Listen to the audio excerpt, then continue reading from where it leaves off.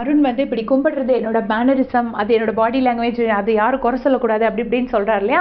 So அவருக்கு ஒரு சின்ன குறும்படம் போட்டு நெட்டிசன்ஸ்லாம் வெளுத்து வாங்கிட்டு இருக்காங்க.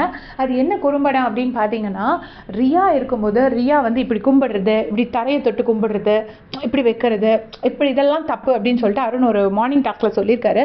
ஸோ இதுக்கு நான் ரிப்ளை பண்ணுறேன் அப்படின்னு சொல்லும்போது தீபக் வந்து இது ஒரு ஈவெண்ட் ஆக்காதீங்க, இது டெய்லி இது ஒரு இதாக ஆக்காதீங்க, உங்களுக்கு ஏதாவது வேணால் வெளியே போய் டிஸ்கஸ் பண்ணிக்கோங்க அப்படின்னு சொல்கிறாங்க. அப்போ ரியா வந்துட்டு அருண் கிட்ட சொல்கிறாங்க, இந்த மாதிரி கும்பிடுறது இதெல்லாம் செய்யக்கூடாதுன்னு யாரும் சொல்கிறதுக்கு இங்கே உரிமை கிடையாது, ஏன்னா அதெல்லாம் என்னோட மேனரிசம், என்னோட பழக்கம், இந்த பிக் பாஸ் தரையை தொட்டு கும்பிடுறது, இப்படி கையெடுத்து கும்பிட்டு பேசுறது, இதெல்லாம் என்னோட பழக்கம் அப்படின்னு சொல்லிட்டு ரியா சொல்லியிருக்காங்க. ஸோ அது வந்து அருணுக்கு இரிட்டேட்டிங்காக இருந்திருக்கு. அப்போ அருணுக்குன்னா இரிட்டேட்டிங்காக இருக்கலாம், அருண் மட்டும் பாபா கூகு டப்பா எல்லாம் சொல்லுவார். இவர் உண்மையிலே டபக்கு டப்பான்னு இந்த மாதிரி டான்ஸ் எங்கேயாவது கூத்து தெருக்கூத்து பண்ணியிருக்காரான்னு நமக்கு சந்தேகமாக இருக்குது. ஏன்னா நேற்றுக்கும் ரயன் கிட்ட இருக்கும்போது அந்த மாதிரி டபக்கு டப்பான்னு அந்த ஆக்ஷன் பண்ணியிருக்காரு. இன்றைக்கும் பார்த்தீங்கன்னா பாபா பாபான்னு முத்துக்கிட்ட சொல்லியிருக்காரு.